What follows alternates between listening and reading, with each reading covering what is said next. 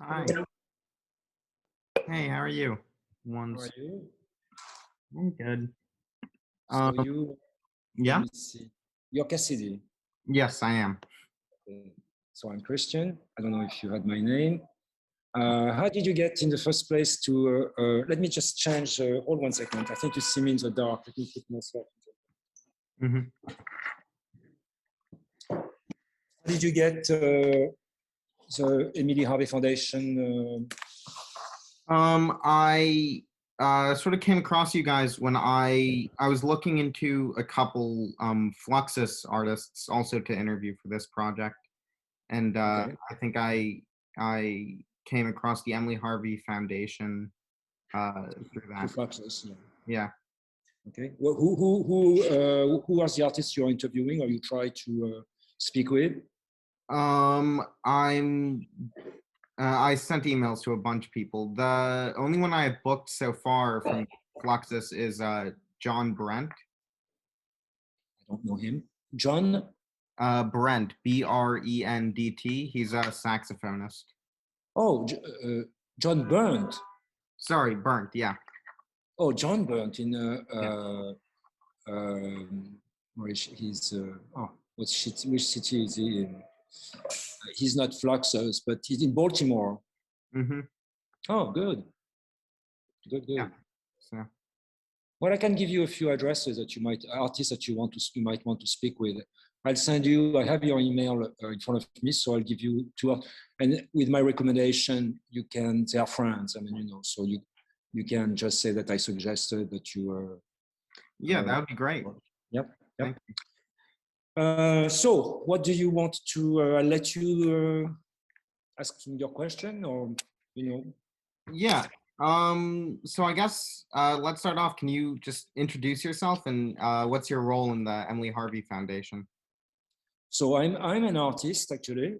I'm connected to the foundation because now it's called the Emily Harvey Foundation, but it used to be the Emily Harvey Gallery. Mm-hmm. And I was married with Emily Harvey when she opened the gallery, but I basically opened it with her and was curating as an artist and curator, was curating the first shows there for quite a number of years. And we remained close, although we separated. And when she died, she asked me to become one of the director of the Emily Harvey Foundation. So you might have seen that this is a foundation between New York and Venice, Italy. So we have a space, and we are three directors, but I'm in charge. I mean, I'm still involved with the program, the art program of the foundation. In New York, we have a gallery, a space in New York, and we have a gallery space in Venice.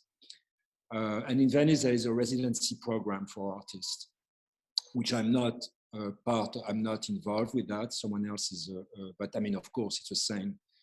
But I'm specifically working with the having developed and continue with the art program. So it is an art program which is which I constructed along the same lines of what the gallery was when we opened it with Emily. So the gallery opened in '84. And I had previously to that been a curator as an artist too for 2 years.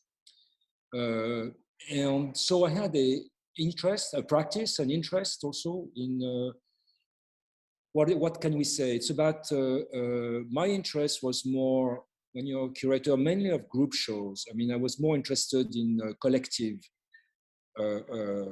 propositions, not so much one person exhibition. That didn't interest me so much. So it was more a question of creating some kind of a collective. I mean, and allow artists to, from all sorts of, I mean, of course, by artists, it's a general term. And we are speaking of intermediate artists, so people who are using different media. They are artists, but they can be using dance or music or poetry as their language, let's say, not having to paint or to produce objects or things like that, although they could. So it was basically what interested me, and was this interrelations between fields which used to be more specifics and very compartmented. But since you seem to know a bit about Fluxus, this had all these barriers in the 60s had been kind of coming down. And so when I arrived in New York in 76 as a very young artist, and it was a time where all this was fairly prevalent for artists to start in the so-called avant-garde.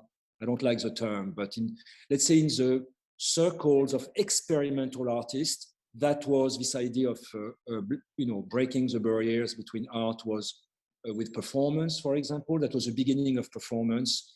75, 76, when I arrived, was the beginning of performance in New York. So I learned a lot from that. And so when I'm going back in time to come to the present, Emily Harvey died and created the foundation in 2004. So the gallery basically her gallery was open for 20 years, 84 to 2004. It's fairly easy dates.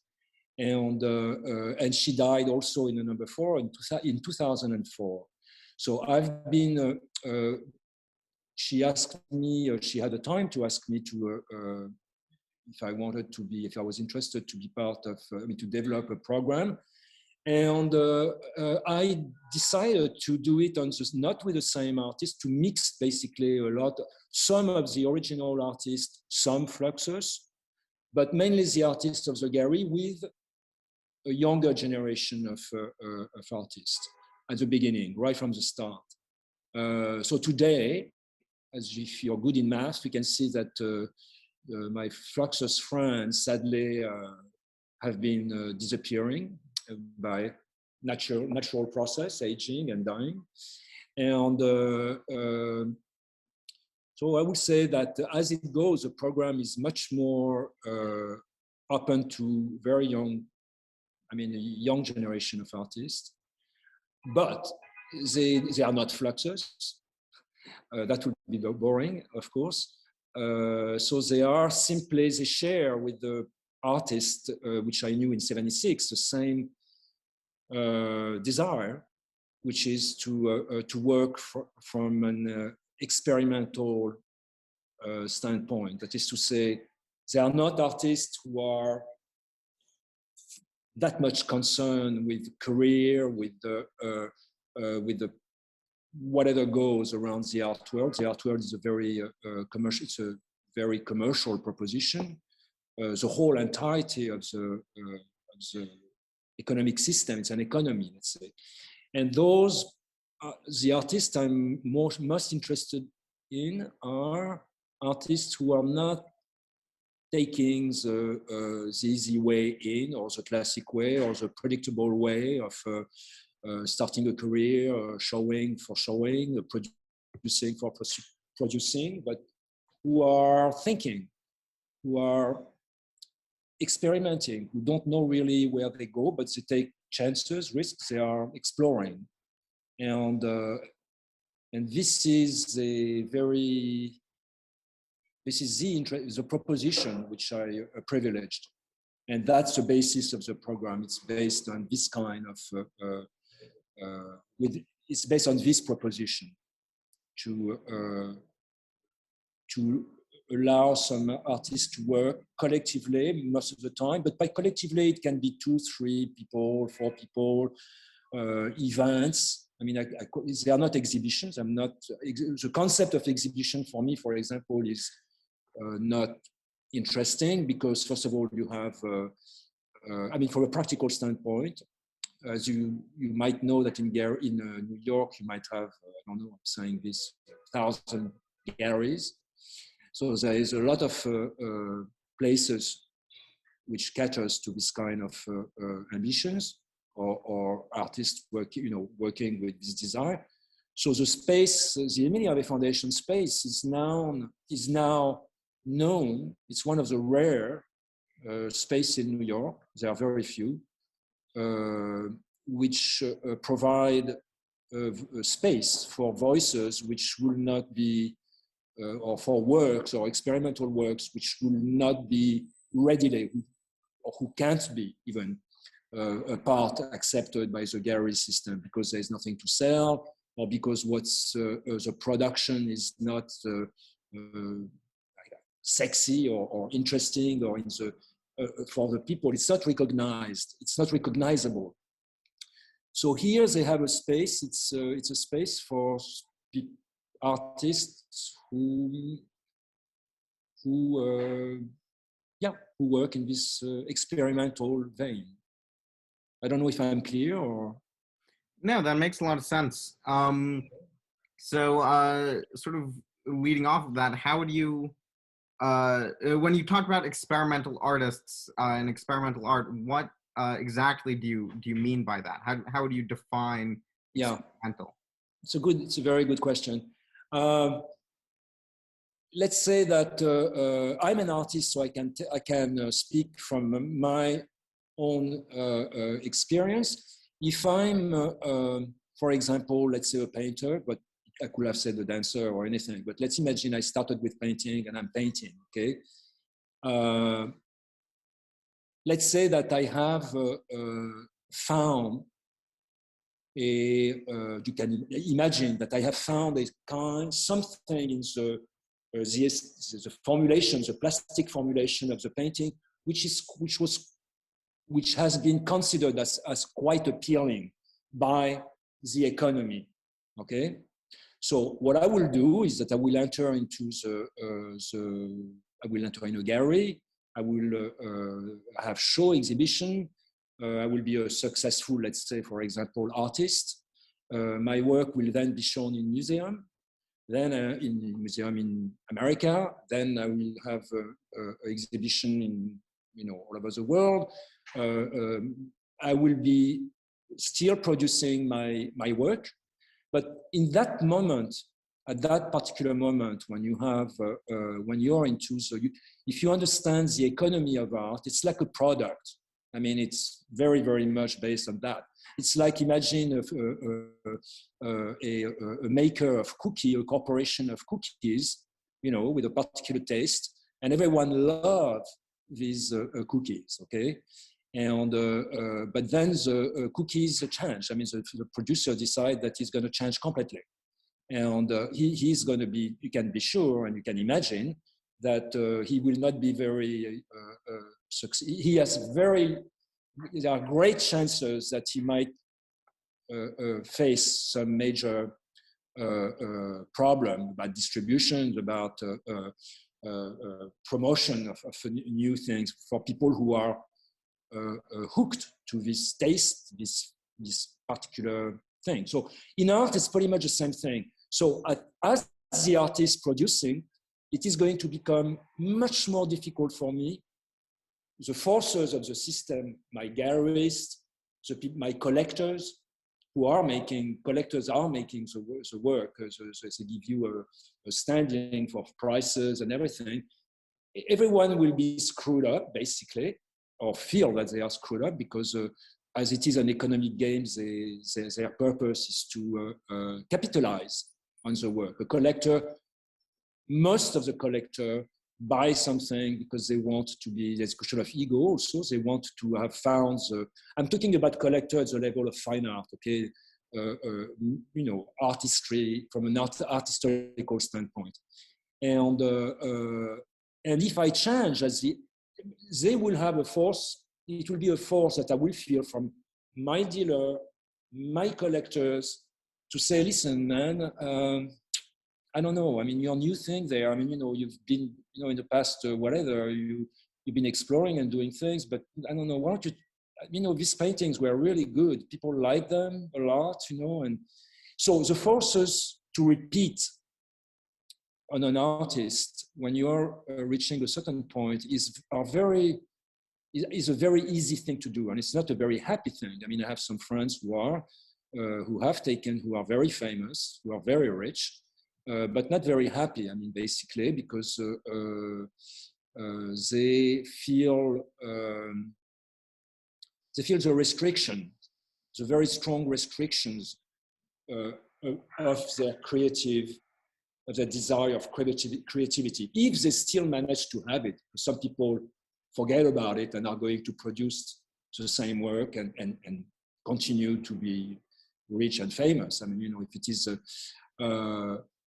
so now the situation of being how do you keep, the question is, are there artists who manage to be in the economy and to change their production and to be creative, not to change, it's just to be creative, to flow in direction which are novel to them and exciting. I can tell you that I'm not saying they are none, but they are very, very rare. It's a very, very rare proposition it's very difficult for an artist at this level to be able to do that. Now, when you are not into the work, and talking about people who are interested in the process, the creative process, and they don't rely on the same economy, they are concerned by keeping, I don't like the word freedom, because no one is free. I mean, I'm not freer. I don't need to be pretentious to think that I'm, you know, by having this attitude, I'm free and others are not. It's just simply that if I put myself in a different position and I work out a position in life to continue my research in an open, non-coercive matter, I'm in a different place. That's all I can say. I'm not saying I'm better or but it's a different proposition. So that is the field, what I call experimental. Experimental, the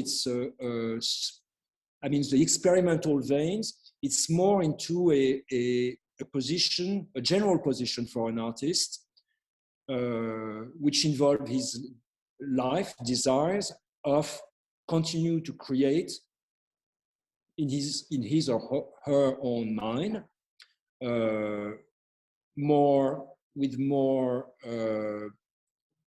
let's say with a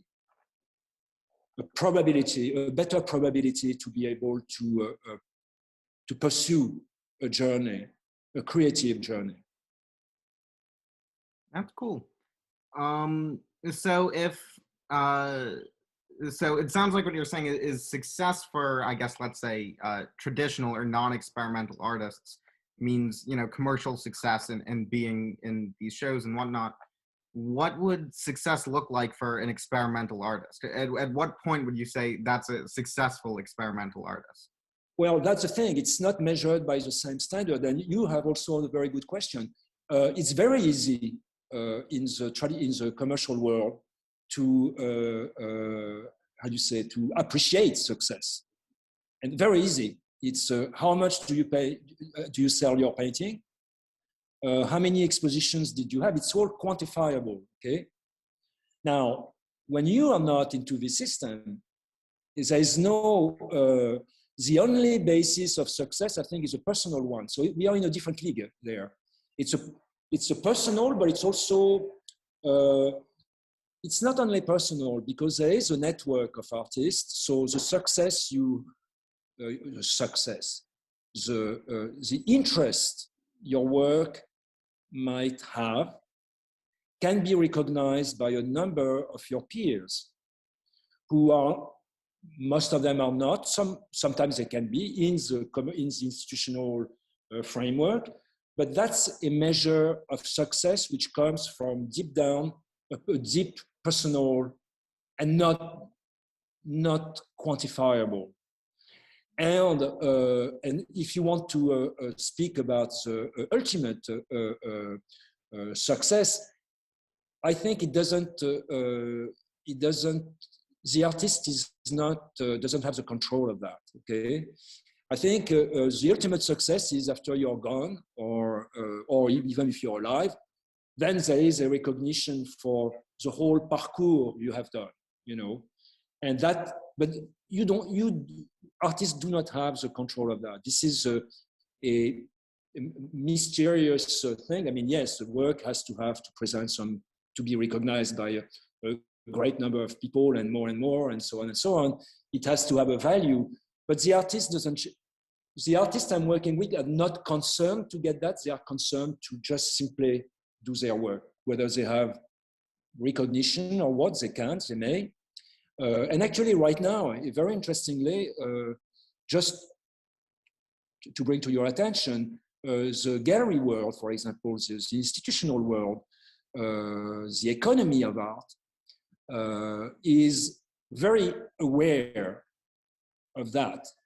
And there is a whole new trend in the biggest gallery in New York, the biggest as in the richest galleries in the world. You have maybe 10, 15 of them, okay, in New York, are looking, banking on, instead of working with an artist in progress and repeating, they are interested in recognizing some of his trajectories.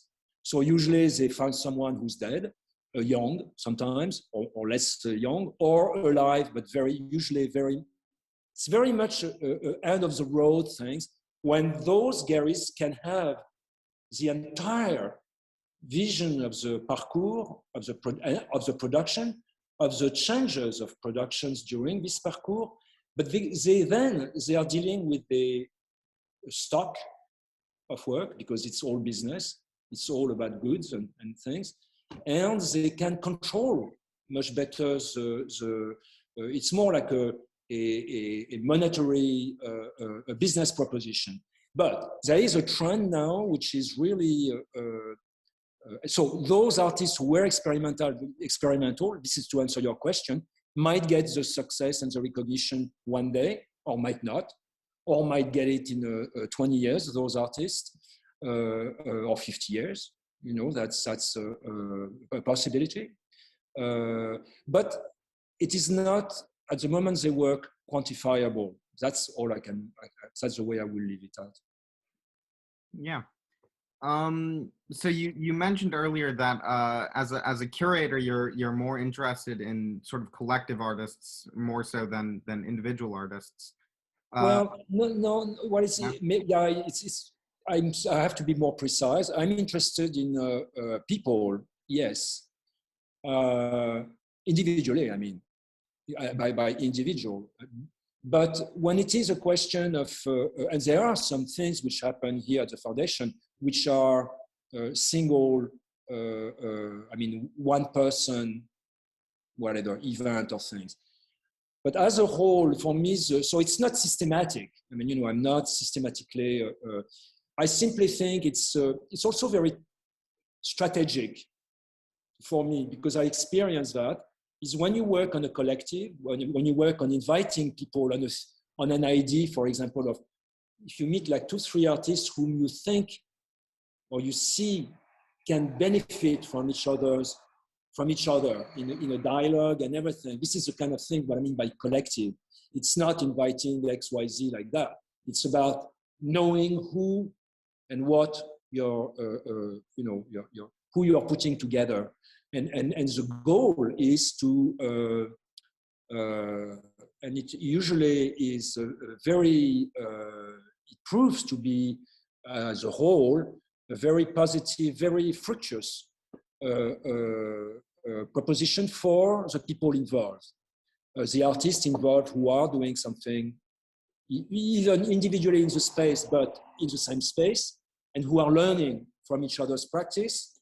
And strategically also, it kind of it helps create a network, because if you do something with one person, the network is very, very it's smaller, obviously, than 3 people network. I mean, you know, and if you do it with 5. So it's also a way of creating something, interactions, which will not happen, social interactions. I'm not only talking about the artists here, but about the public. And in the public, you might have some artists, and you might have some people who are not artists yet, but who are going to become artists because they were part of a public. So this is a kind of, it's a richer, statistically, it's a richer proposition than it is to have one person. So it can be someone, you can have also a nice public, and you can have some people recognizing, but it's more limited in terms of the potentiality of it. Yeah, that makes sense. You also mentioned earlier that you really don't like the term avant-garde. Why aren't you a fan of that term? Because the term avant-garde is, first, it's I don't know if you're aware of it. It's originally it's a military term. Okay, so I don't particularly like a military, like a warlike battle proposition term. But I mean, it was used. The term avant-garde was used in it was a military term in the 18th, 17th, 18th century, and it was used in art in the I think it started to appear in the 19th century, beginning of the mid-19th century. For the first time, and it became used really at the beginning of the 20th century with when it became like a used, agreed upon term was more with the Cubist. It was a 1910, 1904, beginning of the century, of the millennium. I mean, the beginning of the 1900. What am I talking about now? I'm mixed up. 1900, in the early 1900s, that's what I meant. So, and then later the term was used as a kind of, the proposition is clear. We know what it means. It means people who are on the edge of something, on the fringe, on the front guard. I mean, that's what it is. Avant-garde is being ahead. But I don't like the connotations. I don't like the historical connotation. I think it's too dated. But it's a personal thing. I mean, I'm not making, it's not a word an expression I will use readily, let's say, for those reasons. Yeah, that makes sense. So how would you define good art? Like when you're looking at a piece of art, at what point do you say, this is a piece of art that I consider to be good? I can tell you my own view is, it's a very simple answer, is if I see something I like or I recognize, it is art. I'm not interested. So it's not about, I'm not saying then it is good art, but I'm interested in art. So you might say, oh, so you mean good art, but I say, no, it's not good. I'm interested in art. The art which is talking to me is the art I look at and I don't get it. I get a little something, but weird, something more like I'm more interested by the problem the work I'm looking at is posing to me. If I recognize it, if I like it, it's an alarm bell. It's like, it means, okay, oh, all right, so forget it. That's my position about not good or bad, because those words do not mean anything to me. It's what creates an emotion. And the emotion of liking is not something I'm very suspicious of, because of my own work. I mean, the same way in my own work. It's a very complicated thing. If you're an artist, and as an artist, if I'm doing something and I'm saying, well, I kind of like it, and I'm saying, well, if you say that, it's like, it's very complicated. I mean, it's a very complicated process. But the idea of, I'm more interested by having an intuition, which I personally, for example, in my own work, having an intuition which sounds crazy. I mean, thinking, what the fuck, and then, but in the back of my mind, it's an intuition. I think there's something interesting there, but I don't see it, and I'm pushing and I'm working. And so what I mean by experimental this is what it's about. It's about, well, if I want to use your expression for avant-garde, it's being in the avant-garde of yourself. I don't like the avant-garde of people in relation to others, in armies, groups, or whatever. But maybe there is an avant-garde of within oneself. I mean, you can be at the avant-garde of yourself if you have an intuition. That's what I think. But does this make sense? Yeah, that makes sense. Okay. Okay. Yeah. So why do you personally make art? Well, that's a very mysterious thing. It's there are some easy answer. I can say that this is the only thing. I was an artist when I was officially. I mean, I declared myself an artist at 6 years old, I think, something like that. I was painting, and I decided I was a painter. Not that I was going to be. I said I am a painter, so I painted, and but now why? So why? I mean, it's very, very. I could have done a lot of different things. Right now, it's what I do. I don't know what I do best, or what I'm most interested in. The most exciting thing. I think it's so. I mean, yes, there I could say it's.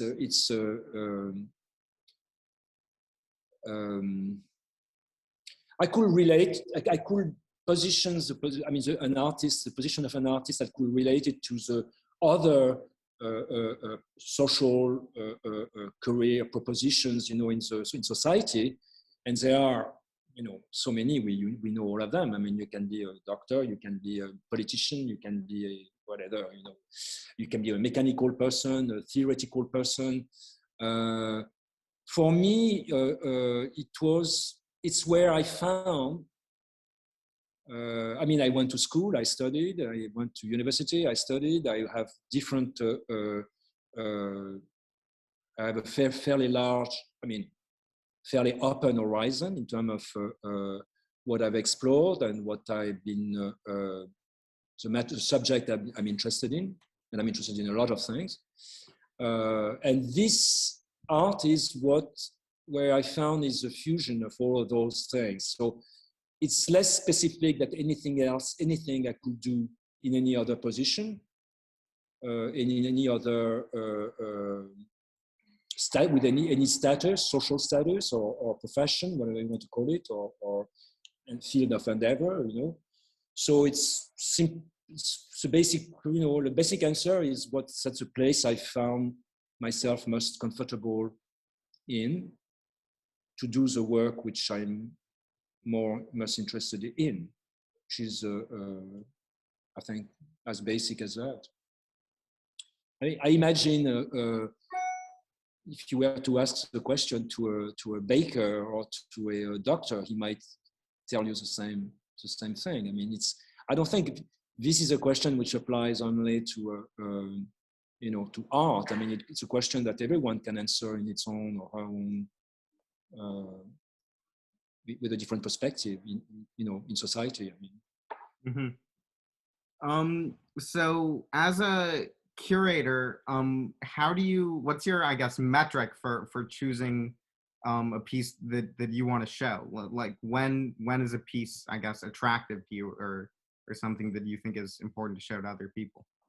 As a whole, I don't. Yes, I of course, when you see a work, it's a signal. If I see some people's work by accident, or and usually it's like when it happens, it's mysterious. I mean, it can be mysterious. It's like going to a party, or because I don't see those work in galleries usually. Of course, so it's and they are young artists. So sometimes people contact me. Or sometimes some friend told me, oh, I met this person, you know, and it's kind of, but I'm not interested in the work. I'm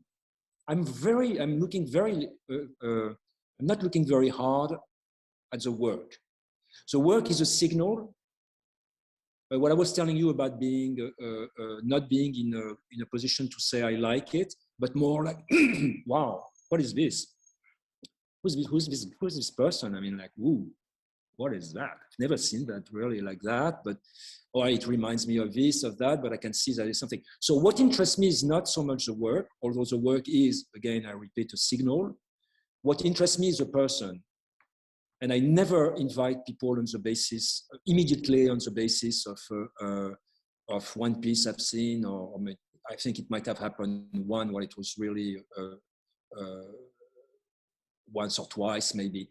So it's a slow process. I like to gain to know the artist, to believe.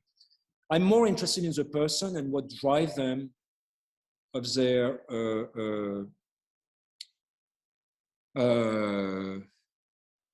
the way they operate, and also and to understand and how also they reconcile their own work and production and position as artists in the society, as artists and human beings. That's also for me is very, very important. I'm not into any predetermined mode. You know, I mean, I'm open to any proposition. I mean, that's the beauty of it, where I'm not trying to recognize person that I've known the same way that I don't like to recognize something I know. I like to be challenged by persons, by their creativity, and by their way of thinking, by their way of moving, of how they relate. The most interesting question, the most radical question for me in art is how you manage to have your art function in your life and vice versa. And I'm most interested actually in people who are blending both, where their life is art, art is life. It's all totally integrated. And because that at this moment, it's not a profession. They are not dealing like a professional. They are dealing like a human being, and they are pushing things. Then it's like, of course, I mean, maybe those are going to be your next question, is how, I mean, if you don't live off your production, how, you know, who are you? I mean, what are you? How do you eat? How do you? And those are the problems. What interests me with people is how they resolve those problems. How are they going to manage to reconcile their economy? How is the way they are going to house themselves, heat themselves, produce art in this creative way, not being held to forces which will restrict that at one point. It's a very complex proposition, but it's a construction of a life. I mean, basically, that's what interests me in art. And those people whom I'm inviting, yes, I've seen a few things they are doing, but I'm more interested in them and what's their own forces behind this piece, these works, which I've seen a few works. And because I know that this is prefiguring, when you understand this person and you have a belief in a person, the person can change. The object, I mean, can change, or the production can change, can evolve and everything, but the person will be the same. And I'm interested in this core, this very core of the person. Yeah. So I guess turning back more directly to experimental art, why do you think experimental art is important? Why do we need it in society, or do we need it in society? It's the same thing in this question is all your questions are very interesting, by the way, so I want to say that. Very intelligent questions and very pertinent. In science, I mean, my work, for example, is, I see it as very theoretical. And if you, in science, for example, you have two kind of, two division in the world of science, which is also research. People are research, you can be a research scientist, but people are in two different, not direction, but proposition. One is called theoretical science, and one is applied sciences. Do you know the difference? You see the difference between the two. So an applied scientist is someone who can be very creative, but who's gonna, the problem that this person is gonna resolve creatively are geared to something very specific, to some needs, to some construct have the computer evolve in one particular way to increase the power of things, or a genetician trying to find some DNA or whatever. This is very practical science. Then you have theoretical science. There are very few theoretical physicists or mathematicians. And those people are working with on a piece of paper or not, and just are thinking, or they scribble or not, or they write equations, but it's all purely theoretical. They don't know where they are going. So sometimes they have ideas of exploring something. Now, in the field in this very field, you have a few places where those people who are theoretical can work and are taken care of by actually some very prestigious places. I don't know if you know about, for example, I can think of, because I know the place called IAS. Do you know about the IAS, Institute for Advanced Studies? I don't think so. No. Check it out. It's a 3-letter. So IAS. It's called Institute for Advanced Studies. It's in Princeton. It's not connected to Princeton University, but it's one of the foremost theoretical research center in the world, mainly in mathematics, physics, astrophysics, and which has actually the biggest number of Nobel Prizes, if this means anything to you, by density of populations. And these people are simply paid by this institute, it's private and governmental, to break the imagination. So, and they are researching usually, I mean, this place, by the way, was created for Albert Einstein when he arrived from Germany. It was designed for him, and that's where he finished his life, the last 30 years of his life. So it has some solid theoretical roots. Now, these people, which I'm speaking with, I'm conversing with some of them, some Nobel Prize actually, some of them are, they have no idea of the application of what they are going to be doing, what they are doing. They are not even concerned whether to try to think if there is something which can be used out of this theoretical work, out of an equation, for example. They know very well that there are behind them some people who are the applied scientists who are going to recognize some extremely important thing that they have done, an equation which will be like a universal, for example. And that, again, they don't have any, I would say, control of that. I mean, you know, they can write 100 of equations. They may have one or two of them, or two ideas which are going to be, I wouldn't say valid, but which can be exploitable or will have an impact.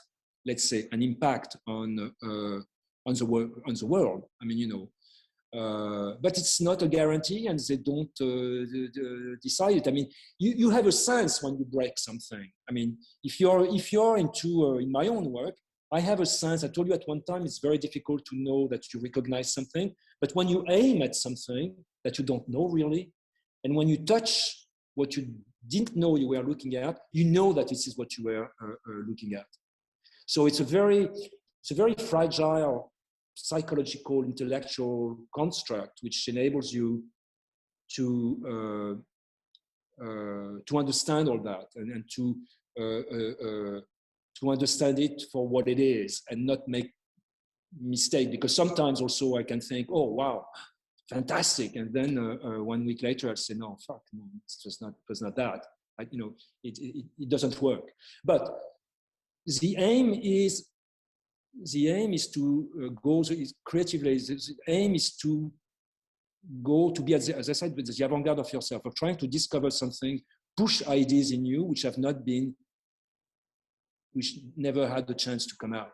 And we are so much, our educations and thing has been a gigantic amount of absolute repression. I mean, from the first moment we are coming. So a lot has to do with the at every single level. I mean, repression from intellectually, morally, sexually. I mean, it's all a world of repression, of code, of things, and well, it all goes together. But intellectually, you have to break.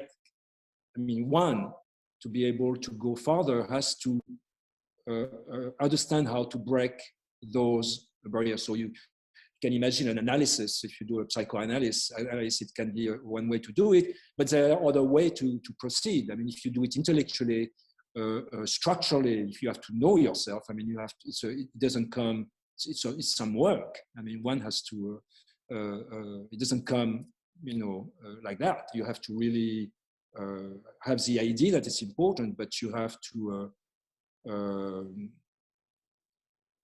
you have to achieve that, which is not a very easy proposition per se. I mean, so to your question, I don't, personally, for example, I don't know, I don't think about any application. Application for art will be to serve. What will be the application of art?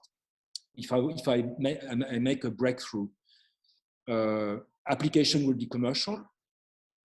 But basically everything in terms of, every time you want to talk about the value of things, it's about what we discussed earlier about the quantification, that things have to be quantified. That's the only way you can. And quantify thing, when you quantify something, you can then have a whole scale of value, which is based on an economy, on any kind of economies, So, so in this instance, what is the use of that? I have no idea. I have no idea. Why am I doing? Is this going to be? It's not important. What's important is a very day-to-day proposition of going on and pushing and evolving in an idea. That's what in an idea or in ideas, which I considered. I have a mental horizon, you built an horizon, which is out of the limit you were imposed in life, but little by little you enlarge your thing, and I think you see a larger, that's the way I envision it, or it's a caricature, or you enlarge an horizon and you aim at that, but you don't see what's in the other side. But you think that on the other side there is something, you try to imagine, and as you go, but there's always an horizon. So you go to the end, I mean, basically, and why? It's like, why am I living? Why are you living? Why are you talking to me today? If you can give me an answer to that. How are you talking to me through this screen? And the probability of, even of me answering, by the way, I rarely, communicate in this way. So how do you explain that? It's mysterious, I think. It's very mysterious. Yeah. There's a desire. The desire is very important, I think. So desire to continue. It's a question of desire, I think. To continue to go on in something. The desire and the, it's a force. What makes you say that? Why is that desire? Because the desire is a beautiful open for me. I mean, the desire is a fuel. The desire is the fuel, the ethical, the metaphysical fuel in us. Which, if there is no desire, basically, to understand desire, you have to think of what is the no desire situation, which is also. If it is a philosophical proposition, if someone wants to, not to tell me, but if someone decides that the person is going to be this person is going to develop a life with the absence of desire. I mean, there are some philosophies which are based on that. I mean, it's totally valid, but it has to be assumed. It has to be something you decide to take for yourself, and and even in this other proposition, to live without desire is a desire. I mean, you aim at doing something. So there is a desire. If you're a Buddhist, for example, and go out of the, I'm taking the Buddhist religion, but there is a lot of, every religion has have mystical schools, Catholics, Muslims, and even, I mean, not even, the Jews have some Orthodox. So you can go with the absence and base your life on philosophical grounds with the absence of desire. But you'll have to use desire anyway. So that's also a very, very simple answer. So the desire is what fuels you to basically to reach to something, whatever it is. And it can be antipodic, it can be totally different, opposite side, or, it doesn't, that's the beauty of who we are, I think, is that we all come out with unbelievably different proposition. And sometimes they are, I mean, of course they are valid. I mean, it's all what we are making, the way we are dealing with them and what we make of them with what we intend, with our intentions. If we succeed to do it with our own intention and ethics, that's beauty. Well, that's all I've got prepared. So, do you have, I guess, anything else to add? No, I will give you a few. I will right now. I'll do it right now after we finished. I will send you. I'm going to think. I was thinking about one person who you might like to talk to. I might found 2 or 3, maybe younger people that might be interesting also. Yeah, that would be great. Thanks. So what are you doing? You're doing this how old are you, by the way? I'm 18. So basically what I'm doing is it's a project through my school where I'm doing interviews about experimental art and other art, but mainly experimental art. And then sort of creating art based off of those interviews. And so the end goal should be end product, I guess, is going to be like a sort of multimedia, I guess, collection of art that I've made and footage of the interviews. Oh, very nice. Very, very nice.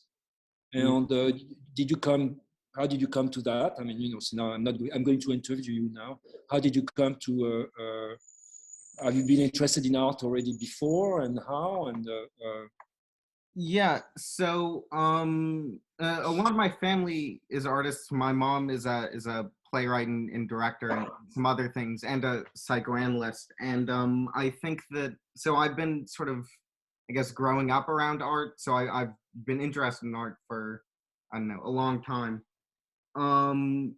This specific project, I was originally, so my school has a program where for high school seniors, we can take a semester and get, school resources and time to do a project that we're passionate about. And originally I was doing a project on the banjo and tracing the history and learning how to play it and all this stuff about banjo. And that, I guess I sort of hit a dead end pretty quickly with that. And it just, I just sort of lost interest, and sort of focusing on experimental art was a much broader category and something that I think just interested me more. So I sort of decided to try this out, and it has been sort of much more, I don't know, satisfying, I guess, than the banjo stuff. Great. So how far are you in the process of this project? I mean, have you just started? You're just starting, or you already had a? I mean, obviously you thought about it, but are you also beyond the interview? Are you writing also, or are you making comments, or are you planning to comment on the to discuss yourself this work from your own standpoint, what you are doing? Have you? Well, sort of. I mean, it's required to some extent for my school that I talk about my, experience doing that and that sort of thing. But yeah, I'm also keeping sort of a journal, I guess, about my experience working on this and sort of my thoughts about it, if that answers your question. Yeah. Good. Well, listen, this is.